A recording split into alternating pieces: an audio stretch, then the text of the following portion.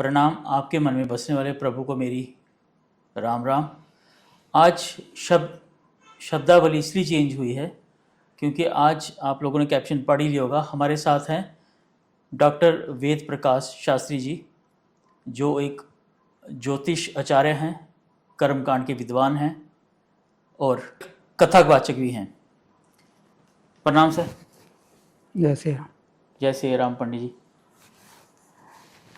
आपका स्वागत है हमारे प्रोग्राम द गेस्ट चेयर में। अब हमारे सनातन धर्म की बात आ रही है, तो पहला प्रश्न यही रहेगा कि सनातन धर्म है क्या? मंगलम भगवान विष्णु, मंगलम गरुड़ध्वजा, मंगलम पुंडरीकाख्य, मंगलाय तनोहरि हरि। देखिए, धर्म इस शब्द की पहले हम व्याख्या जाने। धारणा धर्म इत्याहु, जिसको हम अपने जीवन में धारण करते हैं उसको धर्म कहा गया है।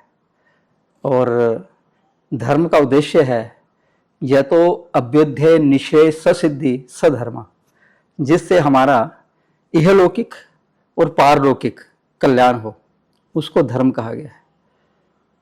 वास्तव में केवल यही जो सनातन है यही धर्म है। बाकी जितने भी जिनको हम धर्म का नाम दे रहे हैं, संज्ञा दे रहे हैं, वो वास्तव में संप्रदाय हैं। और सनातन शब्द का अर्थ है जिसका ना आदि है ना अंत है। अर्थात ये धर्म जो है जब सृष्टि आरंभ हुई उससे पहले भी ये विद्यमान था, क्योंकि बार बार जो सृष्टि, जब ब्रह्मा की रात्रि होती है, सृष्टि का लय हो जाता है, ब्रह्मा का जब दिन होता है, फिर सृष्टि आरंभ होती है, तो ये सृष्टि चलती रहती है। ये जैसे ये सृष्टि भी अनादि है, मतलब इसका भी कोई आदि अंत नहीं है, उसी प्रकार से जो है ये सनातन जो धर्म है ये मानव मात्र के लिए है, केवल कुछ लोगों के लिए नहीं है। केवल उस धर्म को जो मानने वाले हैं इसलिए हम ये कह देते हैं कि ये सनातनी है, लेकिन वास्तव में देखा जाए तो ये मानव धर्म है। और इस धर्म का ना तो आदि है ना अंत है, ये विनष्ट होने वाला नहीं है। और जिन अन्य को हम कहते हैं, धर्म की संज्ञा देते हैं, उनका हमें आदि मिलेगा कि ये कब आरंभ हुए, और फिर इसी प्रकार से जब कभी उनका अंत होगा वो अंत भी हमें दिखाई देगा, लेकिन इसका कभी ना आदि है और ना ही अंत होने वाला है, इसलिए इसको सनातन धर्म कहा जाता है। मनुष्य का जन्म का उद्देश्य वेदों के अनुसार ही होता है, उनका जन्म लेना। बिल्कुल, वेद हमारे कहते हैं कि मनुष्य ये जो जन्म है ये 84 लाख योनियों के अनंतर इस योनि में ये जीवात्मा आता है। तो ये जो मानव जन्म है ये एक ऐसा पड़ाव है, ऐसा स्थान है, ऐसा मुकाम है कि यहाँ से व्यक्ति अपना इस 84 लाख का जो आवागमन है, आवागमन का जो चक्र है, उसमें से व्यक्ति छूट भी सकता है और पुनः उस चक्र में पड़ भी सकता है। इसलिए साधन धाम मोक्ष कर द्वारा ये गोस्वामी तुलसीदास जी रामायण में कहते हैं कि ये मानव जीवन जो है, मानव शरीर, ये एक साधन रूप में हमें प्राप्त हुआ है और मुक्ति का द्वार है। तो जिस व्यक्ति ने इस मानव शरीर को प्राप्त करके वेदों के अनुसार, जो वेद हमें कहते हैं कि हमें अपने जीवन में कैसा कैसा आचरण करना है, उसके अनुसार जो अगर आचरण में लगे रहते हैं निरंतर, तो वो मुक्ति के द्वार तक पहुंच जाते हैं, मुक्त हो जाते हैं, आवागमन के चक्र से छूट जाते हैं।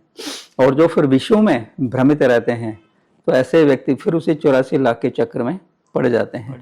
और वेद के अनुसार जो है मनुष्य जीवन का लक्ष्य है धर्म अर्थ काम मोक्ष, इसको चतुर्वर्ग कहते हैं। तो ये चतुर्वर्ग हमें अपने जीवन में प्राप्त करना है। एक तो धर्म के अनुसार अपना जीवन यापन करना है, धर्म के अनुसार ही हमें अर्थ की उपार्जना करनी है, पैसा कमाना है। धर्म के अनुसार ही हमारी कामनाएं होनी चाहिए, इच्छाओं की पूर्ति हमारी होनी चाहिए, इनके विपरीत नहीं। इसलिए पहले धर्म को रखा गया है, धर्म से ही अर्थ और धर्म से ही काम। जब व्यक्ति धर्म के अनुसार ही अर्थ और काम, पैसा, संपत्ति और इच्छाओं की पूर्ति करेगा तो उसके बाद जो है उसे मुक्ति सुलभ हो जाती है। तो ये 4 वर्ग हमें प्राप्त करने हैं। धर्म की बात हुई, हमारे जन्म की बात हुई। अब एक बच्चा जन्म लेता है तो सबसे पहले पूजा में उसका गोत्र की बात होती है। इस पे थोड़ा स्पष्ट हमें समझाइए कि गोत्र क्या है और कितना ज़रूरी है, और अगर किसका गोत्र किसी को नहीं मालूम है तो किस तरह से वो अपनी पूजा कंटिन्यू कर सकता है। देखिए, ये हमारी सनातन धर्म की एक बहुत बड़ी खूबी है। बाकी अन्य विदेशों में जो लोग रह रहे हैं, जो सनातन धर्म से दूर हटे हुए हैं, जिनको पता नहीं है, उनको कईयों को तो अपने अगर पिता का भी कईयों को नहीं पता होता है, और जैसा जाए किसी को पता होगा तो दादे का पता होगा, उसके ऊपर की पीढ़ी उनको पता ही नहीं है, नहीं मालूम।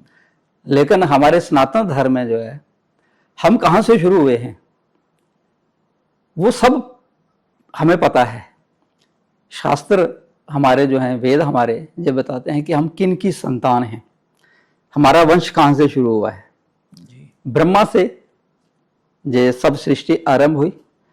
ब्राह्मणों से मुखमासित बाहु राजन्य कृता, ऐसा वेद में कहा गया है कि ब्राह्मण जो हैं वो उस विराट पुरुष के, ईश्वर के मुख से उत्पन्न हुए हैं, और भुजाओं से क्षत्रियों की उत्पत्ति हुई है, और उरुओं से वैश्यों की उत्पत्ति हुई है, और पैरों से जो है शूद्रों की उत्पत्ति हुई है। इसी प्रकार से जो है ब्रह्मा ने जब सृष्टि आरंभ की तो उन्होंने अपने मन से ऋषियों को उत्पन्न किया जी। और उनको आज्ञा दी कि आप संसार का, ये सृष्टि का विस्तार करो। उन्होंने तपस्या की, तपस्या करके फिर उन्होंने गृहस्थ धर्म को अपना करके आगे सृष्टि के परंपरा में बढ़ाने में योगदान दिया। तो जिस ऋषि की जो आगे संतान परंपरा चली वही उसका गोत्र माना जाता है। इसलिए हम जब कोई भी पूजा पाठ करते हैं उस समय सबसे पहले वहां हम संकल्प करते हैं, और संकल्प में जो है केवल अपना नाम या गोत्र ही नहीं, यहां तक कि उस समय हम बैठे हुए सबसे पहले हम तत्सदृश ब्रह्मणोनि द्वितीय प्रार्धे श्री श्वेत वाराह कल्पे, मतलब ब्रह्मा ने जब सृष्टि आरंभ की उस समय से का आज तक का जो काल है, जो समय है, उसकी हम गणना उस समय करते हैं कि ब्रह्मा का ये जो दिन चल रहा है उसमें ये उनकी आयु का दूसरा प्रार्ध है, और उनका ये जो श्वेत वाराह रूपी ये जो दिन चल रहा है जिसको हम कल्प कहते हैं, श्वेत वाराह कल्पे, और वैवस्वत मनमंत्रे, ब्रह्मा के एक दिन में 14 मनमंत्र व्यतीत होते हैं। तो इस समय ये 7वां मनमंत्र चल रहा है, तो उस समय हाथ में जल लिए हुए हम उस समय ये संकल्प करते हैं कि वैवस्वत मनमंत्र, इस 7वें मनमंत्र में, और एक मनमंत्र में 71 बार ये सभी युग व्यतीत होते हैं, सतयुग, त्रेता, द्वापर और कलयुग। तो इस समय फिर हम ये बोलते हैं कि अष्टाविंशति में कलयुगे, कि हम इसमें 28वें कलयुग में हम बैठे हुए, और फिर उस समय सूर्य उत्तरायण है या दक्षिणायन है, कौन सा पक्ष चल रहा है, कौन सा महीना चल रहा है, कौन सी तिथि चल रही है, कौन सा बार है, फिर उसके बाद अपने गोत्र का नाम उच्चारण करते हैं कि इस गोत्र में उत्पन्न अमुक नाम का व्यक्ति मैं किस स्थान पर बैठा हुआ और कौन सा कर्म करने लगा हूं, ये संकल्प उस समय छोड़ते हैं। तो ये बहुत जरूरी है गोत्र का। इससे क्या होता है कि हमारे एक वंश की शुद्धता, कि हम किस गोत्र में उत्पन्न हमें पता रहता है, और जल हाथ में लेकर के जब हम संकल्प करके छोड़ते हैं तो वो एक सत्यापित हो जाता है, रजिस्टर हो जाता है, उसमें साक्षी बन जाते हैं वो वरुण देवता। और जिस व्यक्ति को अगर अपने गोत्र का ना पता हो, गोत्र का अपनी वंश परंपरा से ही हमें पता चलता है, जिसको गोत्र का ना पता हो तो वो व्यक्ति जो है कश्यप गोत्र जे उच्चारण कर सकता है, या भारद्वाज गोत्र, ऐसा वेदों में पुराणों में कहा गया है। क्योंकि जो मरीचि के पुत्र कश्यप हुए हैं उनकी 13 पत्नियां थी, और उन्होंने उन 13 पत्नियों के माध्यम से जितने भी जीव जंतु हैं, जो ये पेड़ पौधे हैं, लताएं हैं, जलचर जीव हैं, पक्षी हैं, इन सब की उत्पत्ति है उनकी वो 13 पत्नियों के द्वारा हुई, जिसमें देवता, दानव सब सम्मिलित हैं। तो इसलिए सृष्टि के विस्तार में कश्यप जी का बहुत अधिक योगदान रहा। इसलिए किसी को अगर अपने गोत्र का ना पता हो तो वो उस समय कश्यप गोत्र का उच्चारण करके वो कार्य कर सकता है। तो मुझे लगता है कि हमें अगर अपनी सनातन संस्कृति के साथ चलना है तो अपने गोत्र का सबसे पहले ज्ञान होना बहुत ज़रूरी है। शास्त्री जी, हमने जन्म लिया, हमने अपना जीवन काल यहीं से समाप्त किया, अब मोक्ष क्या है? बहुत अच्छा आपने प्रश्न किया है। देखिए, हमारे जीवन का जो लक्ष्य है मुक्ति प्राप्त करना, तो ये मुक्ति है क्या? वैसे तो शास्त्रों में 4 प्रकार की मुक्ति बताई गई है। सायुज्य, सामीप्य, सालोक्य, सारूप्य। अर्थात वह जो ईश्वर हैं, महान शक्ति, पूरे संसार को उत्पन्न करने वाले, उनके साथ मिल जाना, उनका ही रूप धारण कर लेना, उनके लोक में पहुंच जाना, उनकी समीपता हमें प्राप्त हो जाए, ये 4 प्रकार की मुक्ति है। उस ईश्वर से हम जीवात्माएं अलग होकर के, पृथक होकर के अनेक रूपों में, योनियों में भ्रमण कर रहे हैं। जिस प्रकार से समुद्र में से भाप के रूप में, वाष्प के रूप में जल ऊपर उठता है और फिर वो बादलों का रूप धारण करके अनेक स्थानों पर वृष्टि होती है, कहीं पर वो जल बर्फ का रूप धारण कर लेता है, और फिर उसके बाद नदी नालों के माध्यम से वो जल जो है हमेशा वहीं पहुंचने का प्रयास करता है। उस जल को जब तक वो समुद्र में जाकर के समाहित नहीं होगा तब तक उसे शांति नहीं मिलती। तो हर जल अपने, अर्थात अंश, अपने अंशी के साथ मिलना चाहता है। आप अग्नि को भी देखिए, जब आप दीप जलाते हैं तो वो अग्नि की शिखा जो है ऊपर की ओर होती है, क्योंकि उसका स्रोत क्या है? सूर्य। तो वो सूर्य के पास ही पहुंचना चाहती है। जब आप दीप को अगर बुझाएं तो वो ऊपर की ओर ही उठती हुई दिखाई देती है, लेकिन वो अदृश्य हो जाती है। अब उसकी शक्ति कितनी है, वो सूर्य तक पहुंचती है या नहीं पहुंचती है, वो बात अलग है। उसी प्रकार से ये जीवात्मा भी जब तक ईश्वर के साथ इसका सामीप्य या सालोक्य या सारूप्य, जब उनके साथ विलीन जब तक नहीं होती तब तक ये अशांत रहेगी, भटकती रहेगी, तो इसको शांति नहीं प्राप्त होगी। इससे उस शांति को जब वह व्यक्ति प्राप्त कर लेता है, प्राणी प्राप्त कर लेता है, उसी को मोक्ष कहा गया है। लेकिन ये मोक्ष ऐसा नहीं है कि मरने के बाद प्राप्त होता है।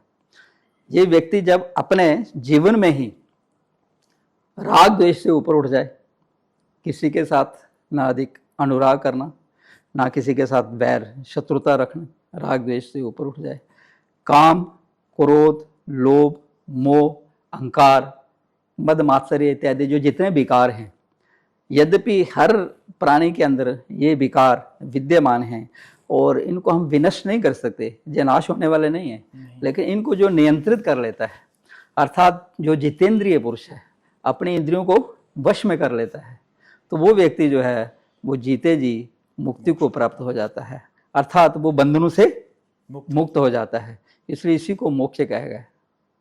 तो मुक्ति असल में मरने के बाद नहीं है, मुक्ति जीवन में ही हम, यदि हमारे कोई बहुत बड़ा नुकसान हो जाए तो भी यदि हम दुखी ना हों, तो समझ लीजिए कि हमने अपने इंद्रियों को, अपने मन को वश में कर लिया, तब हम मुक्त हैं। और यदि हमें बहुत बड़ी खुशी प्राप्त हो जाए, जीवन में बहुत लाभ हो जाए, तो हम ज़्यादा हर्षित होकर के उछल कूद ना मचा दें और घमंडी ना हो जाएं, बिल्कुल शांत रहें। तो जो व्यक्ति दोनों परिस्थितियों में, विषम जो मतलब हमारे अनुकूल नहीं है, विपरीत है, या जो अनुकूल है, दोनों में जो समस्थिति है, ऐसा व्यक्ति जो होता है वही मुक्ति उसको सुलभ है और वास्तव में वही उस परमानंद को, शांति को प्राप्त करता है। ऐसे भी कह सकते हैं कि स्वर्ग और नरक यहीं पे है। आपकी दुखी व्यक्ति जो है वो नरक में है और जो सुखी है वो स्वर्ग में है। तो दुख सुख जो है वो मन के भाव है। हाँ, तो जिसके मन अगर स्थिर है, ठीक है, मन जिसका वश में है, तो वही सुखी हो, सुखी है और उसी को स्वर्ग प्राप्त है। मोक्ष की बात हुई, स्वर्ग नरक की बात हो रही है। मुझे लगता है कि हम जब अपने ईश्वर को याद करते हैं तो हम एक उनका रूप, स्वरूप को देख के पूजा करते हैं। ऐसा क्यों? मूर्ति पूजा क्यों हमारे सनातन धर्म में विद्यमान है? मूर्ति पूजा बहुत ज़रूरी है। जैसे आप देखिए, जब छोटे बच्चे को हम पढ़ाना चाहते हैं उसे अक्षर ज्ञान करवाते हैं। तो उसके सामने हम उन अक्षरों का कुछ आकृति उसको तैयार करके उसको दिखाते हैं कि ये अ है, ये आ है, ये ब है, ये स है, ये क है, ये ख है, ग, ए बी सी, जो भी हम किसी भी भाषा के जो अक्षर हैं, वर्णमाला है, वो उसे हम सिखाते हैं। उस आकृति को देख करके वो अपने मन में धारणा कर लेता है कि अ ऐसा होता है, ब ऐसा होता है, या ए ऐसी होती है, बी ऐसी होती है, एक आकार ले लेता है। लेकिन वास्तव में वो वर्ण या जो वो शब्द जो हैं उनका वो आकार नहीं है, वो तो निराकार हैं। जिनका क्षरण नहीं होता उनको अक्षर कहा गया है, जो नष्ट नहीं होते जी। लेकिन जब हम आकार बनाते हैं तो उसको मिटा दिया, वो नष्ट हो गया। तो हमारी ये जो वृत्तियां हैं, इंद्रियां हैं, जो कुछ देख रही हैं, साकार को देख रही हैं, तो सबसे पहले वो साकार को ग्रहण करती हैं।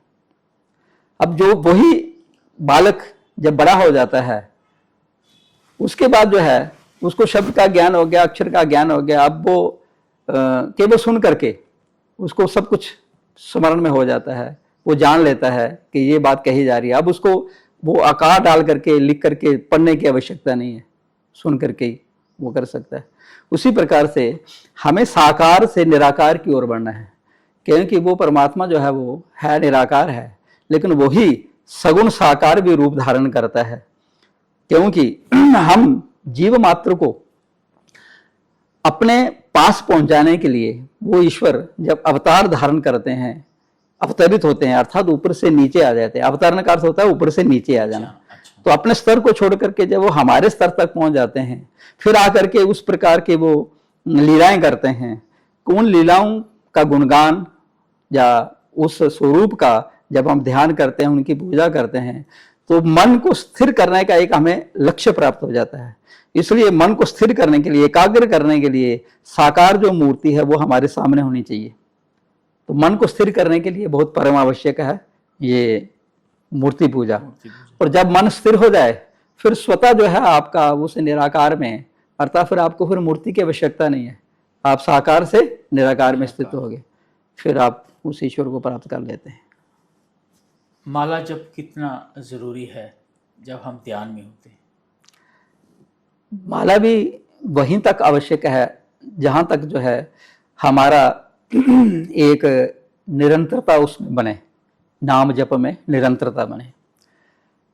क्योंकि वास्तविकता यह है कि कलयुग में हरे नामेव हरे नामेव हरे नामेव केवलम, केवल भगवान का नाम जप जो है वही हमें तार सकता है।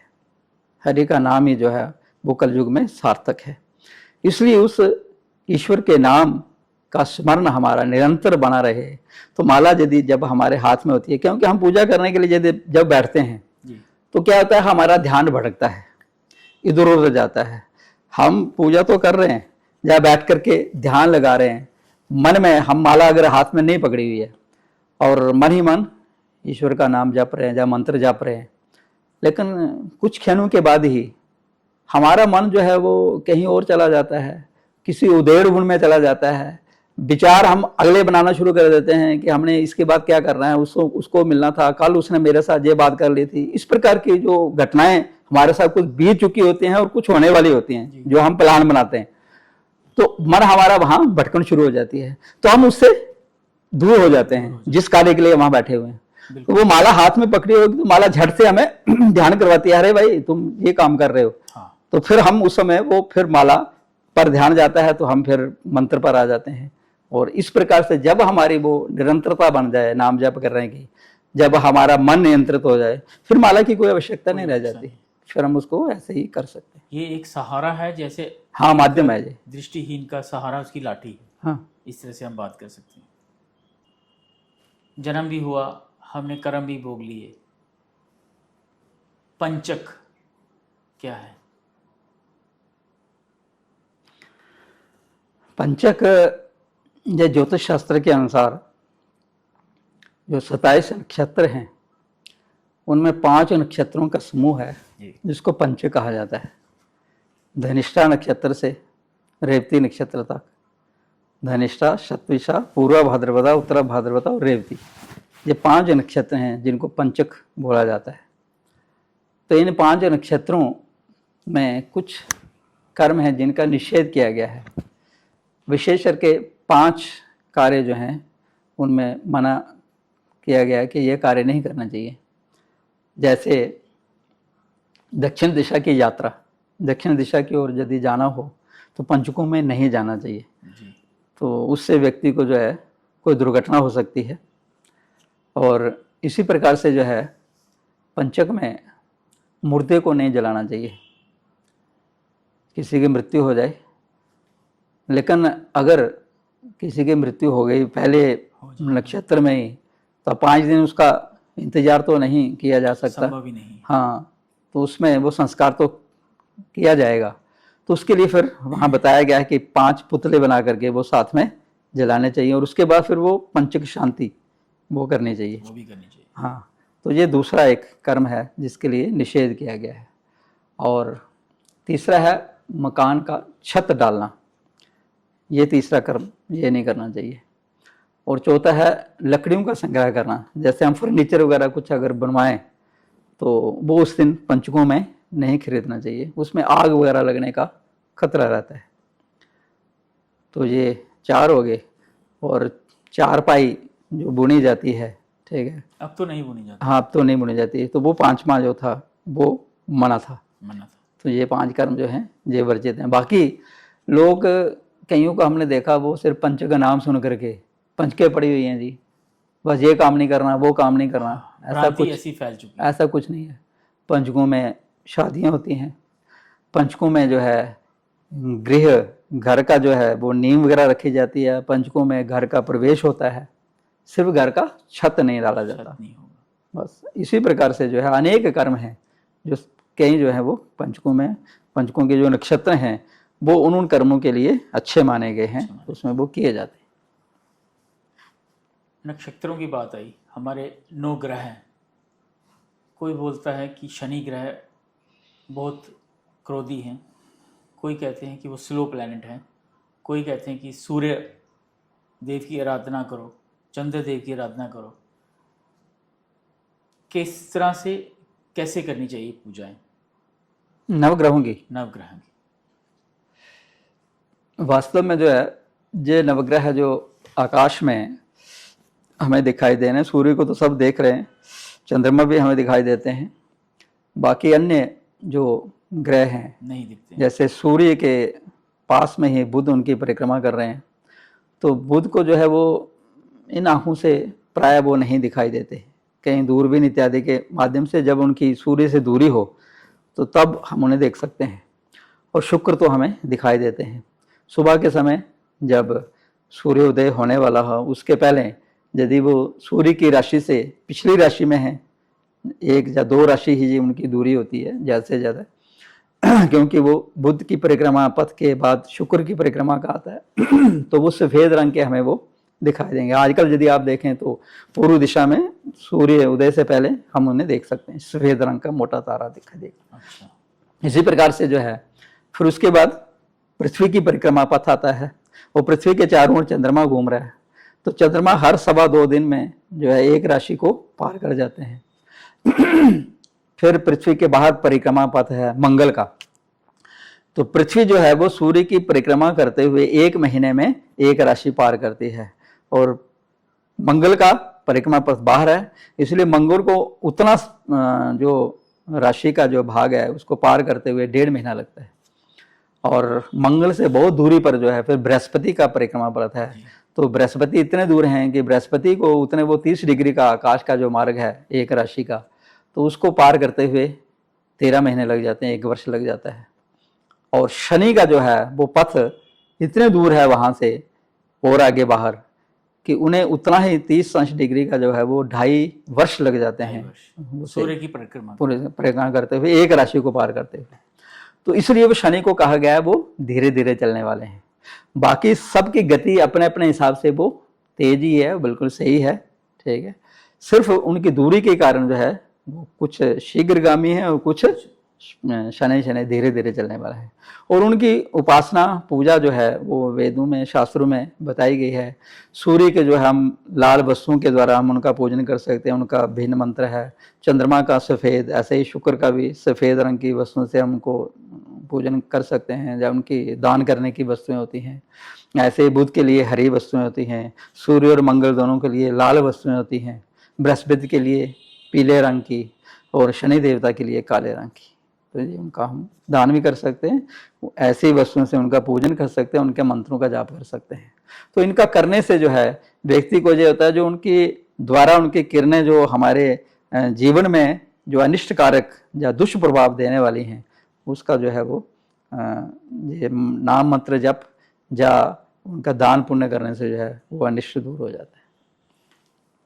भ्रांति ये भी है कि वो बहुत दूर हैं हमसे, जो प्लैनेट्स हैं या ग्रह हैं, हम पे कितना ही असर करेंगे।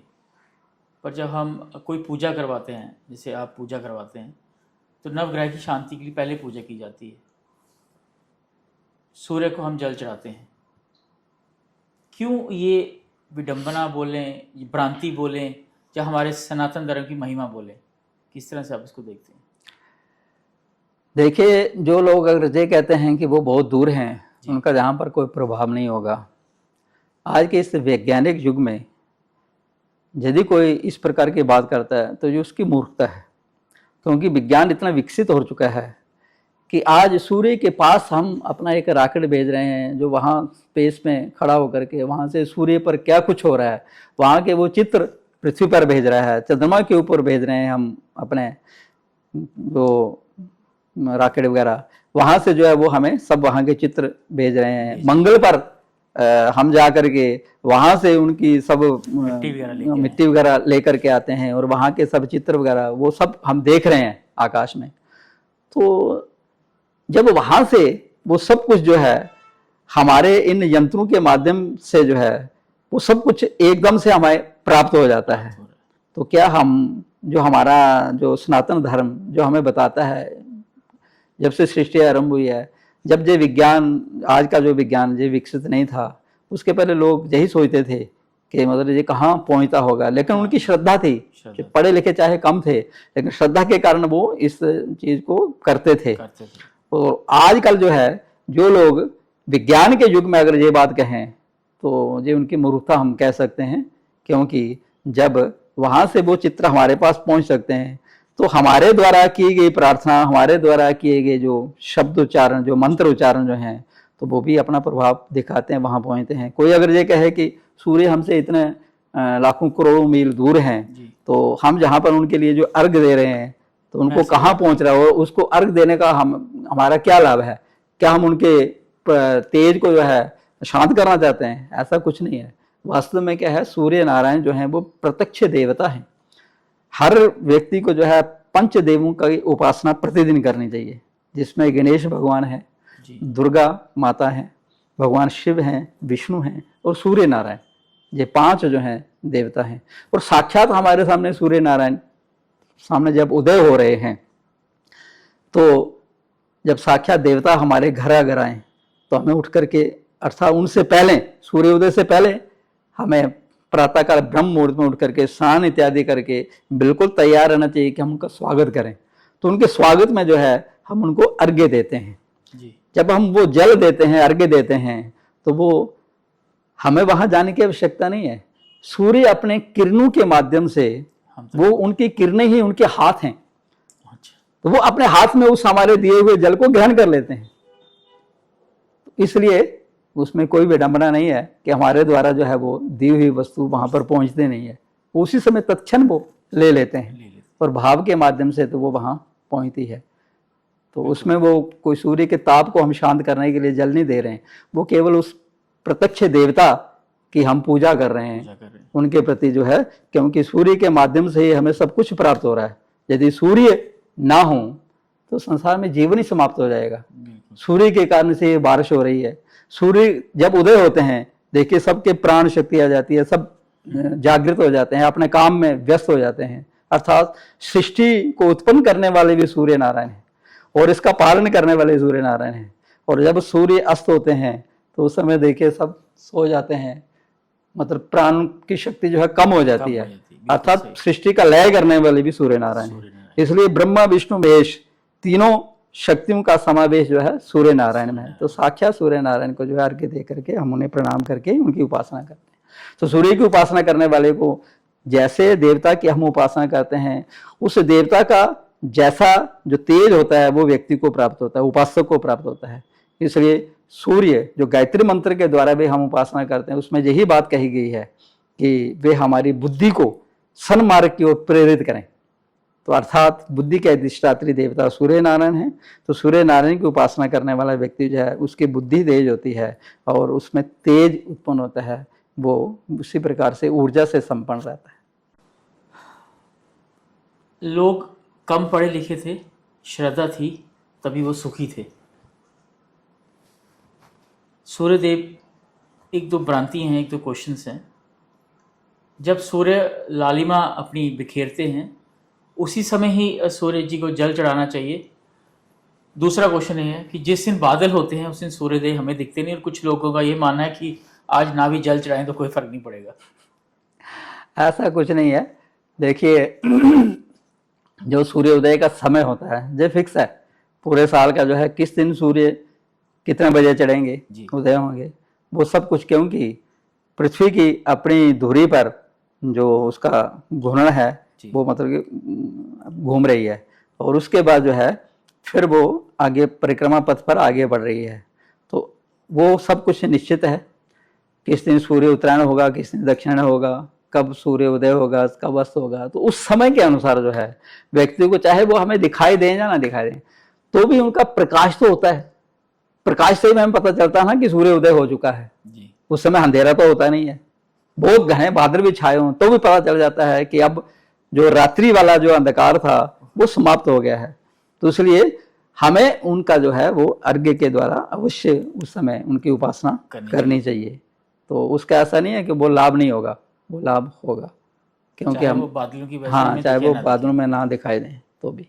इस तरह से भी कह सकते हैं कि अगर पिता सामने नहीं है तो इसका मतलब ये वो नहीं है, पिता तो है ही है।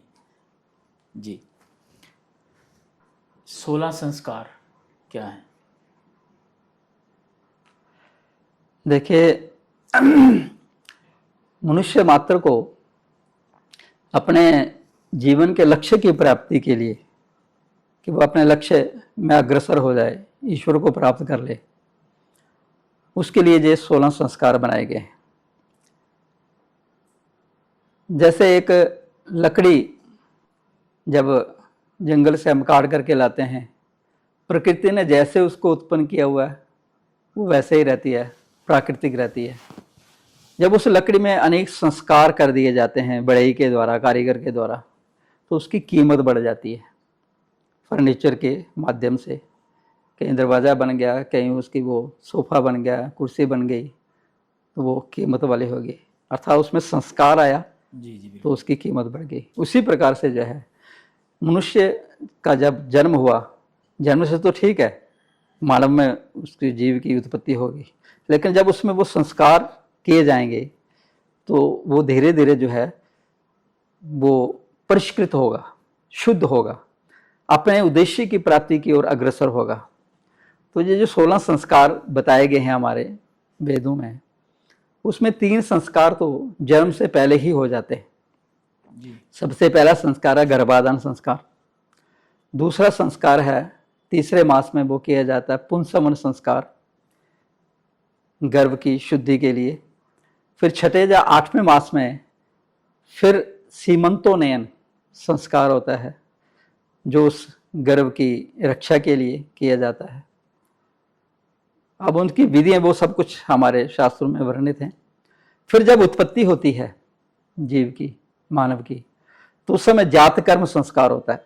ये चौथा संस्कार है जो जन्म से अब आरंभ हुआ। 3 संस्कार पहले हो गए, चौथा संस्कार जो है जात कर्म है। उस समय बालक के जो है उत्पत्ति नाल छेदन से पूर्व पिता को जो है कुछ दान पुण्य करना चाहिए, उसके उज्जवल भविष्य के लिए, उसकी आयु के लिए, रोग निवृत्ति के लिए। उस समय उसको कोई सूतक नहीं होता है, नाल छेदन से पहले उसको करना चाहिए। इसी प्रकार से जैसे 10 दिन का सूतक होता है, तो छठे दिन षष्ठी देवी का भी पूजन किया जाता है, कि ताकि उस बालक की जो है वो रक्षा करें। षष्ठी देवी जो है, देवसेना भी उनको कहा जाता है। तो इस प्रकार से जो जातकर्म संस्कार होता है, उस समय ऐसा शास्त्रों में कहा गया है कि उस बालक के जिह्वा के ऊपर सोने की शलाका से, स्वर्ण से जो है मधु और घी उसको चटाना चाहिए। यदि वहाँ उसके ओम लिख दिया जाए तो उसकी बुद्धि जो है बहुत अधिक तीव्र होती है और ईश्वर की प्राप्ति की ओर, मतलब मेधावी वो बालक होता है। तो जातकर्म संस्कार के बाद फिर अगला संस्कार आता है जिसको हम नामकरण संस्कार कहते हैं। नाम रखा जाता है, तो जिस सूत्र के बाद उसका नाम उसके राशि नक्षत्र के अनुसार जो है वो नाम रखें। अच्छा नाम हो, जो सार्थक हो, अर्थ वाला हो, क्योंकि शब्द का बहुत अधिक प्रभाव पड़ता है। फिर निष्क्रमण संस्कार होता है, घर से बाहर निकाल करके उसे किसी देवालय में ले जाना, भगवान के दर्शन करवाना, इसको निष्क्रमण संस्कार कहते हैं। उसके बाद फिर अन्नप्राशन, 5वें 6ठे मास में या 8वें मास में उसको फिर अन्न खिलाया जाता है। तो अन्न में 6 रस से युक्त जो है अन्न उसको खिलाया जाता है। अन्नप्राशन ये संस्कार हो जाता है। उसके बाद फिर जो है एक कर्णवेद संस्कार आता है, कान का छेदन करना। फिर चूड़ाकरण संस्कार, जिसको मुंडन संस्कार कहा जाता है, तो उसमें बाल काट करके शिखा उसकी रखी जाती है, इसलिए उसको चूड़ाकरण संस्कार कहते हैं। फिर अक्षर आरंभ संस्कार होता है, पढ़ने जब हम विद्या उसको आरंभ करवाते हैं। फिर उसके बाद होता है जनेऊ संस्कार, द्विजाति के लिए जो है जनेऊ संस्कार है। फिर उसके बाद वेदारंभ संस्कार है, वेदों को वो पढ़ना आरंभ करता है। जब उसकी वेद की वो शिक्षा पूर्ण हो जाती है, फिर उसके बाद केशांत संस्कार होता है, उसके केश वगैरह, क्योंकि ब्रह्मचार्य का रूप धारण करके, उसने ब्रह्मचार्य का रूप धारण करके वो वेदों का अध्ययन किया होता है। फिर वो केशांत संस्कार करने के बाद फिर समावर्तन संस्कार होता है, जिस पे आप वो गृहस्थ आश्रम में जाएगा। समावर्तन संस्कार के बाद फिर गृहस्थ का जो है ये संस्कार किया जाता है, जिसमें विवाह संस्कार जिसे हम कहते हैं। तो इस प्रकार से इन संस्कारों के बाद फिर एक अंतिम संस्कार होता है, जिसको अंत्येष्टि संस्कार कहा जाता है। तो वो ऊर्ध्वदेही क्रियाएं, मृत्यु के बाद की क्रिया, मृत्यु के समय भी उसका किस प्रकार से उसके शरीर का जो है वो संस्कार करना है, वो सब उसकी विधि होती है। और उसके बाद जो है उसका कहीं इस जीवन के उद्देश्य की प्राप्ति में अगर कोई कमी रह गई हो, जिस कारण से यदि कहीं वो उसको आगे नरक इत्यादि या किसी जड़ जोनी में या किसी इस प्रकार से जो उसकी दुर्गति होने वाली हो, तो उसके लिए जो है उसके पीछे पुत्र इत्यादि जो हैं उसके ऊर्ध्वदेही क्रियाएं करते हैं, पिंडदान इत्यादि, श्राद्ध इत्यादि करके उसके उस कमी को दूर करने का प्रयास किया जाता है। तो ये 16 संस्कार बनाए गए कि जिससे जो है मनुष्य अपने परम लक्ष्य की प्राप्ति में अग्रसर हो सके। शास्त्री जी, एक क्वेश्चन और है, जैसा कि हमारे ग्रह हैं, साथ में भ्रांति हैं कि ग्रह क्या हैं, क्या हम पे वो अपना असर दिखाते हैं, फिर उनसे रिजल्ट क्या निकलता है, और दूसरा क्या स्त्रियां शनिदेव की पूजा नहीं करनी चाहिए, हनुमान जी की पूजा नहीं करनी चाहिए? ये कुछ भ्रांतियां फैली हुई हैं और आजकल सोशल मीडिया का ज़माना, आपको बताइए। देखिए, ग्रहों की का पूजन जो है वो अवश्य करना चाहिए। और ग्रहों का प्रभाव जैसे मैंने अभी आपको बताया, उनके सूर्य सौरमंडल के अनुसार कि कैसे कैसे कहाँ कहाँ पर ग्रहों की स्थिति है, और उनको हम आकाश में देख भी सकते हैं। पीले रंग का हमें बृहस्पति दिखाई देगा, श्वेत रंग का शुक्र दिखाई देगा, हरे रंग के बुध दिखाई देंगे, मंगल लाल रंग के दिखाई देंगे। तो ऐसे शनि जो है वो नीले काले से दिखाई देंगे। तो जिस राशि में आकाश को जो है 360 डिग्री का जो आकाश है, और उसमें 12 भाग किए गए हैं, जिनको हम 12 राशि कहते हैं। तो जिस भाग में वो, जिस राशि में जो ग्रह होता है, उस राशि की स्थिति जहाँ होती है वो फिक्स है, क्योंकि नक्षत्र ना क्षरंती स्वस्थाना, जो अपने स्थान से हिलते जुलते नहीं है, उनको नक्षत्र कहा गया है। तो वो स्थित हैं। बाकी ग्रह जो है वो चल रहे हैं, इसलिए जो है वो चलते हुए उन राशियों में हमें दिखाई देते हैं। तो वहां पर हम देख करके वो किस राशि में, वहां पर उनकी पहचान कर सकते हैं उनके वर्ण के अनुसार, कलर के अनुसार, तो उनका प्रभाव पड़ता है, जैसे मैंने पहले आपको बताया। जी। तो इसलिए उनका पूजन अवश्य करना चाहिए। बाकी जहां तक जो बात है कि शनि देवता या हनुमान जी का पूजन जो है वो स्त्रियों को नहीं करना चाहिए, ऐसा कुछ नहीं है, कहीं पर कोई मनाही नहीं है, हर व्यक्ति उसका पूजन कर सकता है। केवल शारीरिक शुद्धता होनी चाहिए। जब व्यक्ति कोई भी पूजन करे तो वो अगर स्त्री कर रही है तो मासिक धर्म में ना हो, शारीरिक शुद्धता है, वो उनका पूजन कर सकते हैं। हनुमान चालीसा हर कोई व्यक्ति उनका पढ़ सकता है, कोई ऐसी बात नहीं है। कई लोग कहते हैं कि हनुमान जी ब्रह्मचारी हैं इसलिए स्त्रियों को उनका पूजन नहीं करना चाहिए, ऐसा कुछ नहीं है। जो भी उनके, जो जैसे गोस्वामी तुलसीदास जी हनुमान चालीसा में कहते हैं, जो सतवार पाठ कर कोई छूटे बंदी महासु कोई। अब यहाँ पर उन्होंने जो शब्द जो प्रयोग किया है, मतलब वो सबके लिए है। जो भी कोई, चाहे वो स्त्री हो या पुरुष हो, चाहे वो किसी भी वर्ण का हो, ब्राह्मण क्षत्रिय वैश्य शूद्र, उसकी कोई भी जाति हो, हर कोई व्यक्ति उस उपासना कर सकता है। एक धारणा ये भी है कि प्याज और लहसुन का उपयोग नहीं करना चाहिए, कुछ कहते हैं कि करना चाहिए, दृष्टिकोण। देखिए, प्याज लहसुन देखने में तो साग हैं, सब्जियां हैं, बिल्कुल, और हम मनुष्यों का जो है खाना यही है भोजन, कि हमें साग सब्जियों पर ही निर्भर रहना चाहिए, क्योंकि हम शाकाहारी जीव हैं। संसार में ईश्वर ने 2 प्रकार के प्राणी बनाए हैं, शाकाहारी भी हैं और मांसाहारी भी हैं। तो हम शाकाहारी जीव की कोटि में आते हैं, इसलिए उस दृष्टि से वो शाकाहार में है। लेकिन संसार की हर वस्तु जो है उसमें 3 गुणों में वो बांटी गई है। मनुष्य भी सतोगुण, रजोगुण, तमोगुण से आवृत आपको मिलेंगे।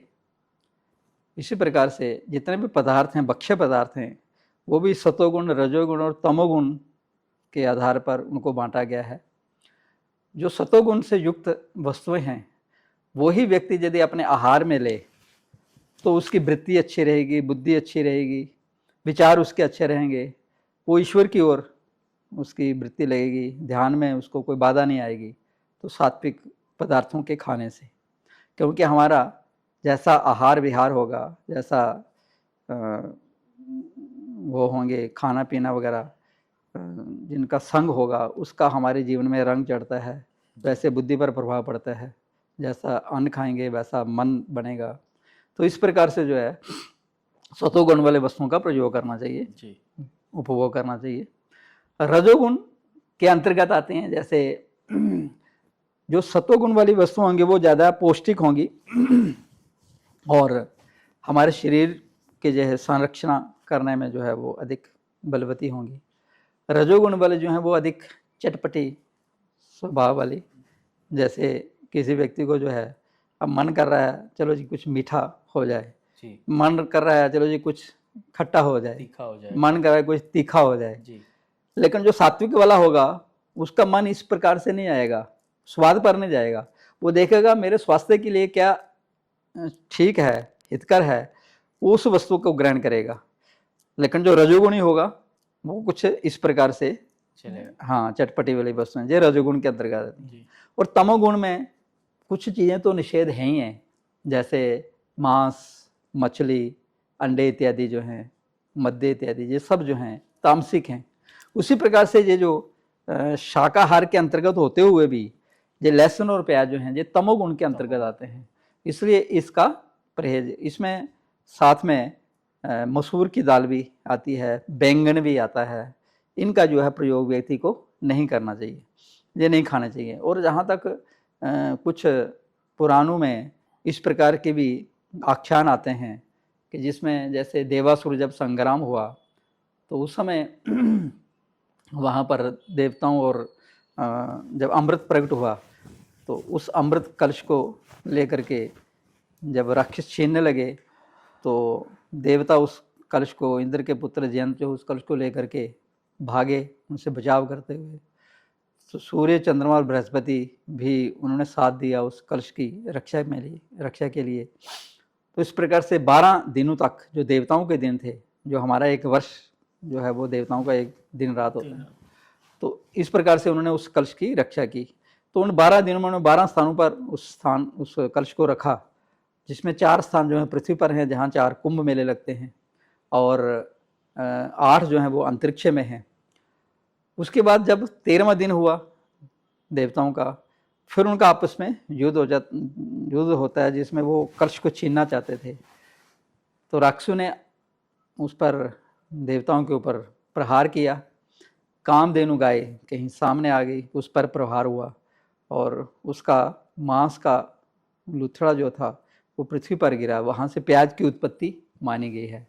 जहाँ रक्त की बूंदें गिरी, वहाँ पर जो है वो मसूर की उत्पत्ति मानी जाती है। और वो अमृत की एक बूंद जा करके ऐसे स्थान पर पड़ी जहाँ मनुष्य का मल था, तो वहाँ से लहसुन की उत्पत्ति हुई। तो इसलिए इन तीनों को जो है वर्जित माना गया है। लेकिन लहसुन जो है वो अमृत के कण से उत्पन्न हुआ है, इसलिए उसमें अनेक रोगों को दूर करने की क्षमता है। तो इसलिए जो है, चलो उस अगर कथा पर हम ना भी जाएं, तो कम से कम सात्विक, सतोगुण, रजोगुण और तमोगुण के हिलाए से जो है हमें जो तमोगुण वाली जो वस्तुएं हैं उनका परित्याग करना चाहिए, उनको छोड़ना चाहिए। शास्त्री जी, 2 आपके प्रश्नों, आपके जो उत्तर थे उनमें प्रश्नों मेरे निकले हैं। आपने बोला कि कामधेनु गाय की लथड़ा मांस का नीचे गिरा और मसूर की दाल की उत्पत्ति हुई। कहाँ मांस और कहाँ ज़मीन में एक फसल है, तो इसको किस तरह से देखें?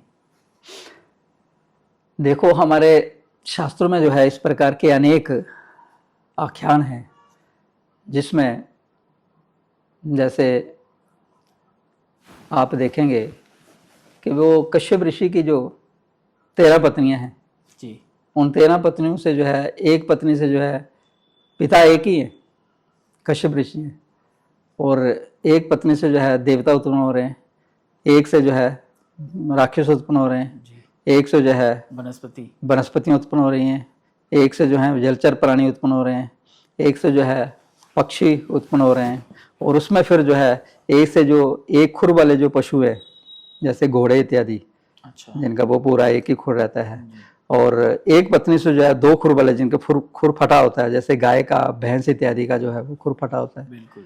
तो ऐसे वो प्राणी उत्पन्न हो रहे हैं। एक पत्नी से जो है वो हिंसक पक्षी जो है वो उत्पन्न हो रहे हैं, एक से जो है पतंगे उत्पन्न हो रहे हैं। अब वहाँ बीज दाता जो है वो तो एक ही है, मतलब बीज एक ही हाँ जी, जा रहा है, ठीक है, लेकिन उत्पत्ति जो है वो भिन्न भिन्न प्रकार से हो रही है। उस परम पिता परमात्मा की जैसी इच्छा हो, वो कुछ भी नहीं था, कुछ भी नहीं से उन्होंने सब कुछ बना दिया।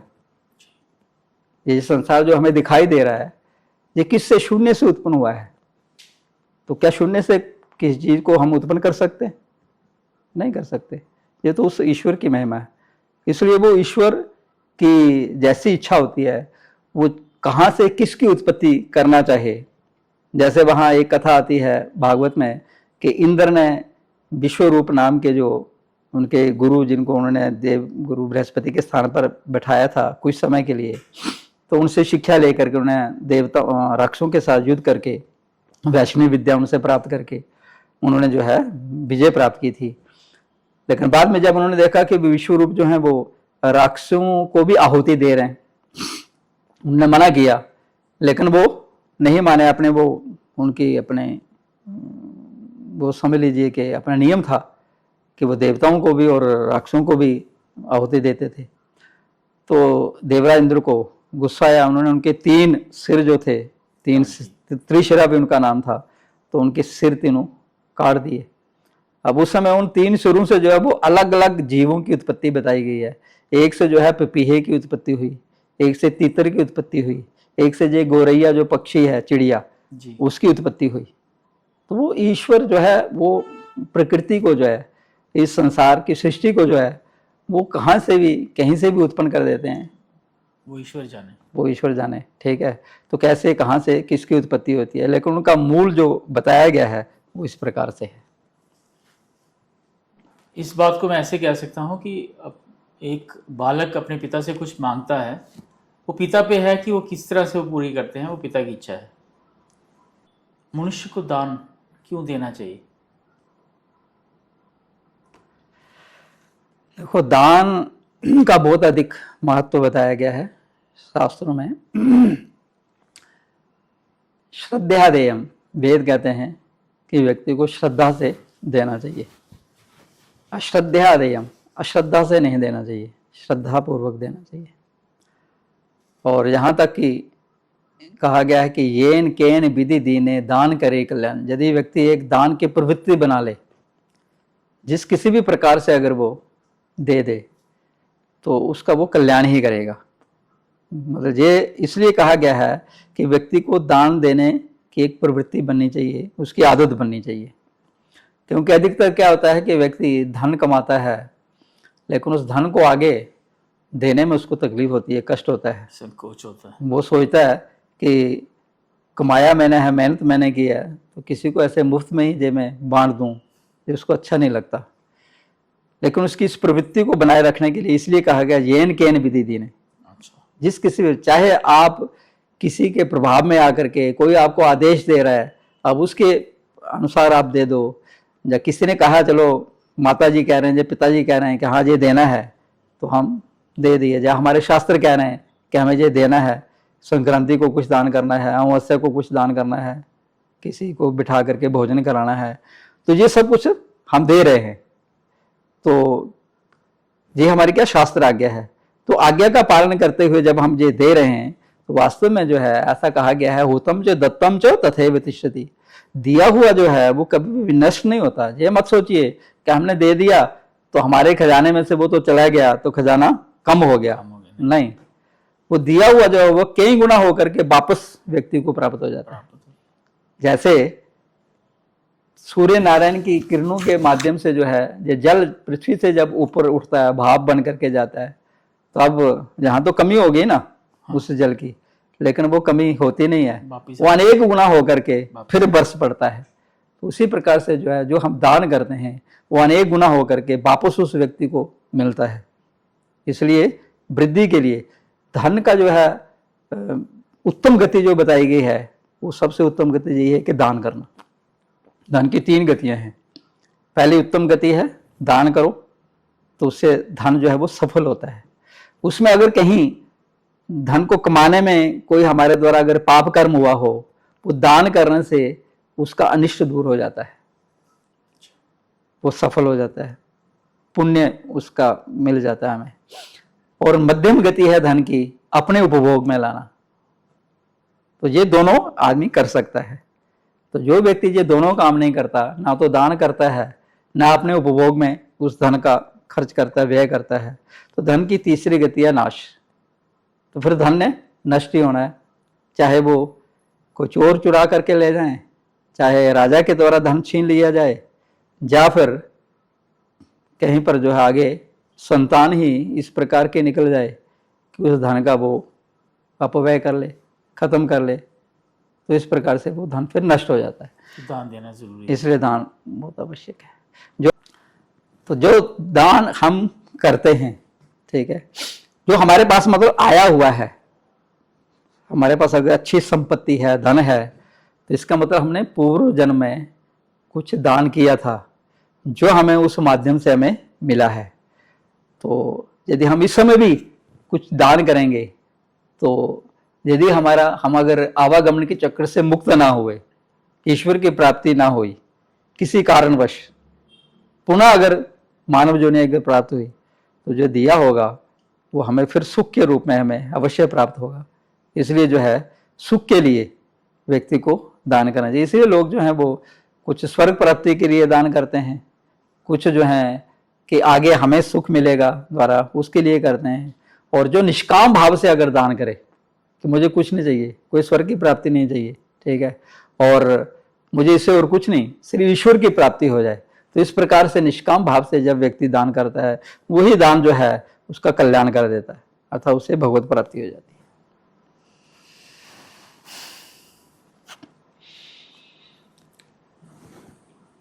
आपने बोला भगवत प्राप्ति हो जानी, भागवत क्या है और भागवत कथा क्या है? देखिए, भगवान तो सब जानते हैं कि भगवान किन्हें कहा जाता है। भम वृद्धिम गच्छति इति भगा, जो वृद्धि को प्राप्त होता है, जब होती है, उसको भग कहा गया है। भग प्रकृति इति उच्यते, भग कहते हैं प्रकृति को। तो ये जितनी प्रकृति है वो भग है, और उस प्रकृति के ऊपर जिसका नियंत्रण है वो भगवान है या भगवती है। तो इस प्रकार से उस भगवान की चरित्र, उनकी कथाएं, उनकी लीलाओं का वर्णन जिस ग्रंथ में है, जिस पुराण में है, उसको भागवत कहा गया है। और इसी प्रकार से जो भगवान की भक्ति करने वाले लोग हैं उसको भक्त कहा जाता है, उसको भी भागवत कहा जाता है, क्योंकि वास्तव में जैसे उस ग्रंथ के अंदर भगवान स्थित हैं, भगवान की लीला स्थित हैं, उस रूप में वो भगवान उसमें स्थित हैं। उसी प्रकार से जो भगवान की भक्ति करता है, ईश्वर का नाम स्मरण करता है, तो वो भक्त भी जो है वो भागवत हो जाता है। अर्थात उसके अंदर निरंतर भगवान की वो स्थिति रहती है, उसका ध्यान रहता है, इसलिए उसको भी भागवत कहा जाता है। मंत्रों की महिमा क्या है? मंत्र मननात्, जिनको हम मनन करते हैं, अपने भीतर उस पर विचार करते हैं, मननात् त्रायते, जो मनन करने से हमारी रक्षा करें, उनको मंत्र कहा गया है। तो वो वैदिक मंत्र भी हैं, पौराणिक मंत्र भी हैं। मंत्र चाहे बड़ा हो या छोटा हो, उससे कोई फर्क नहीं पड़ता। छोटा भी मंत्र उतना ही प्रभाव करेगा। चाहे कोई, ऐसा नहीं है कि कोई व्यक्ति ये कहे कि मेरा 2.5 अक्षर का मंत्र है, मेरा जो है 5 अक्षर का मंत्र है, मेरा 8 अक्षर का है, 12 अक्षर का है। आप उसके प्रति श्रद्धा रख करके, विश्वास रख करके उस मंत्र का जाप करना शुरू कर दें। वो मंत्र व्यक्ति को उस परम सिद्धि तक पहुंचाएगा। शास्त्री जी, हम रात्रि को छत पे जाते हैं, हमें सप्तऋषि के तारामंडल दिखता है। सुनने में ये भी आता है कि जो सप्तऋषि थे वो शिव के उपासक थे। क्या सप्तऋषि सही में हैं? बिल्कुल, आपने ये अच्छी बात पूछी है। आकाश में यदि हम देखें तो उत्तर दिशा की ओर जो है ध्रुव तारा हमें दिखाई देता है जी, और सप्तऋषि मंडल भी उसके चारों ओर परिक्रमा करते हुए दिखाई देते हैं।